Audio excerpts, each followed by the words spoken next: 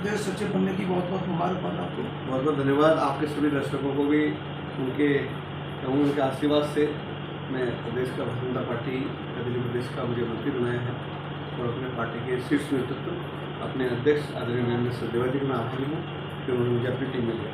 तो सर अब तो जिम्मेदारियाँ और बढ़ गई हैं पहले से, तो किस तरह से निर्माण करेंगे? मेरा यह है कि जो पार्टी के द्वारा काम मिलेगा उस काम को बड़ी बेखूबी से और बड़ी ईमानदारी से निभाएंगे। बाकी दिल्ली में आप जानते हैं कि दिल्ली में पिछले 9 साल में जिस तरह का वातावरण बना हुआ है, जिस तरह से दिल्ली सरकार और आम आदमी पार्टी की सरकार ने जिस तरह से बाढ़ और जिस तरह से अफरा तफरी, दिल्ली अस्त व्यस्त हो गई है, लोग परेशान हैं, लोगों को इलाज के लिए हॉस्पिटल नहीं है, अच्छी शिक्षा के लिए स्कूल्स की कमी है और हर चीज़ जो है दिल्ली में जो देश की राजधानी थी वो इन्होंने बिल्कुल इस बुरा हाल कर दिल्ली का, तो वो हम सब के लिए एक बड़ी चुनौती होगी। और जिस तरह से दिल्ली में पानी तो घर तक पहुंचा नहीं पाए, लेकिन गली गली में शराब की दुकानें खोल दी, तो वो सारे ऐसे अनेकों मुद्दे हैं जो उनको कैसे उजागर किया जाए और दिल्ली की जनता को मूलभूत सुविधाएँ कैसे दी जाए, उसके लिए भारतीय जनता पार्टी के कार्यकर्ता होने नाते उसके लिए हम लोग।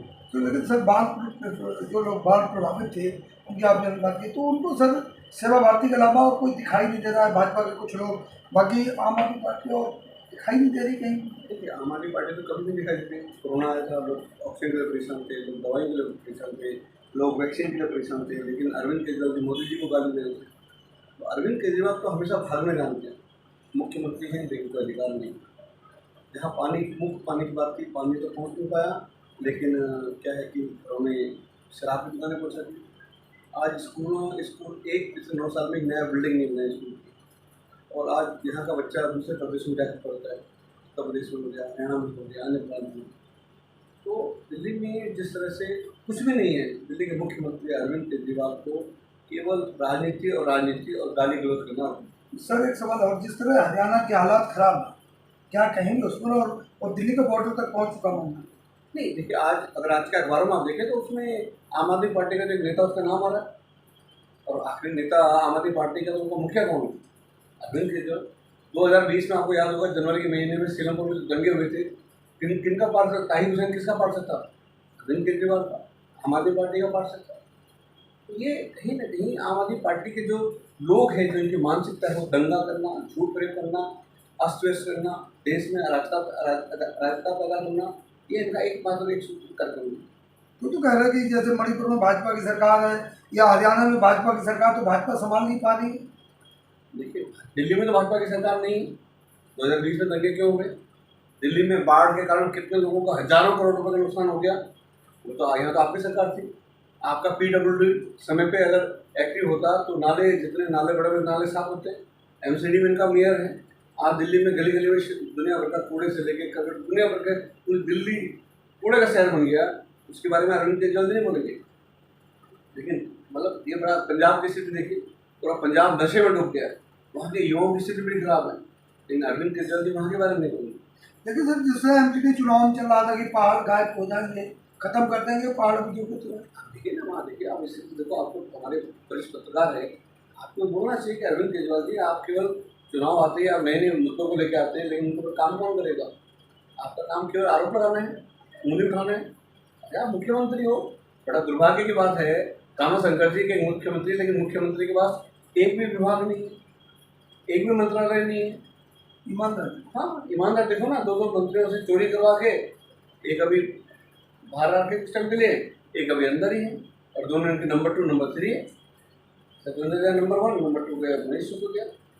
तो भाजपा की साजिश है ना सर, बता रहे। देखिए, शराब जो नीति है जो लेके आए, जिसमें हजारों करोड़ रुपए का जो घाटा हुआ, जो इसमें जो नुकसान हुआ, उसका जो घपला हुआ, वो तो इन्होंने केवल पार्टी के चंदे के नाम पे गुजरात में, राजस्थान में, गुजरात हो गया, गोवा में जो चुनाव में, पंजाब में जो चुनाव हुए, उसके लिए बहुत मोटी रकम इन शराब माफियों से ली। दूसरा, शराब कंपनियाँ किनको ठेके दे गए? जो कंपनियाँ ब्लैक लिस्टेड थी। जब सरकार ने उन कंपनियों को ब्लैक लिस्टेड कर दिया, तो आप क्या मजबूरी थी कि आपने उन्हीं को दिया? क्योंकि कंपनियाँ ब्लैक लिस्टेड में कहीं ना कहीं उनकी जब शराब थी उससे उसमें कुछ नुकसान नहीं, उसमें कुछ जहरीली चीज़ें पा गई, कुछ लोगों की मृत्यु होगी, तो तय हो गया कि इन कंपनियों को भविष्य में कोई भी प्रदेश की सरकार इनको ठेके नहीं देगी, इनको कोई भी टेंडर नहीं देगी। लेकिन अरविंद केजरीवाल ने मतलब कोर्ट की गाइडलाइन को भी धज्जियां उड़ा करके ऐसी शराब कंपनियों को ठेके दिए गए। उम्र जहाँ पहले 25 साल की दिल्ली में रहेगी 21 कर दी, जहाँ 11 बजे कहीं भी शराब नहीं परोसी जाती थी रात की 3 बजे कर दिए पूरी ड्यूटी। तो ऐसे बहुत सारे ऐसे शराब घोटाले में अरविंद केजरीवाल ने शराब कंपनियों से मिल करके दिल्ली की जनता की, गरीब जनता की चिंता न कर करके सर आम आदमी पार्टी के जो कार्यकर्ता हैं वो कह रहे हैं कि अरविंद केजरीवाल का कद बढ़ गया है, राष्ट्रीय पार्टी हो गई और पीएम के कगार पे हैं। ये बहुत अच्छी बात है कि राष्ट्रीय पार्टी हो गई है, लेकिन आज जिस तरह एमसीडी में इनका जो वोट प्रतिशत घटा, आज देखिए वो एक बड़ा चिंता का सवाल है इनके लिए। आज गुजरात में कहते हैं भाई ये तो गारंटी कार्ड गली गली में बांटते जा रहे थे, बिजली का गारंटी कार्ड, शिक्षा का गारंटी कार्ड, स्वास्थ्य का गारंटी कार्ड, लेकिन वो जमानत जब्त हो गई। हरियाणा में उत्तर प्रदेश में जमानत जब्त हो गई, पूरे देश में जहाँ जहाँ चुनाव हो रहा है, कर्नाटक में जमानत जब्त हो गई, हरियाणा में फ्री बिजली की बात हो रही है। फ्री की है ना। आर्थिक मैं कह रहा हूँ कि जो चुनाव में नतीजे आ रहे हैं सब में इनकी जमानतें जब्त हो गई। दिल्ली और देश की जनता बहुत समझदार है, उनको लगता है कि ये व्यक्ति केवल झूठ बोलता है, ये पलटू राम है, कब क्या बोल जाए, कब अपनी बात से पलट जाए, कोई नहीं बोलता। तो दिल्ली की तस्वीर को सर कैसे देखेंगे? देखिए दिल्ली की जनता बहुत समझदार है। हाँ, उस टाइम अरविंद केजरीवाल के झूठे बातों में आ गई थी, और जो निगम चुनाव हुआ जब भाजपा का वोट पहले 35% बढ़ता था वो 42% हुआ, और आम आदमी पार्टी का जहाँ 52-53% था वो 45-46 पर आगे डाउन हो गया, और जहाँ एग्जिट पोल में बीजेपी को कहते हैं 50 सीट आएंगी वहाँ हम लोग 104 आ गए, जहाँ अरविंद केजरीवाल कहते हैं 25 सीट जाएंगे वहाँ हम 104 रहे।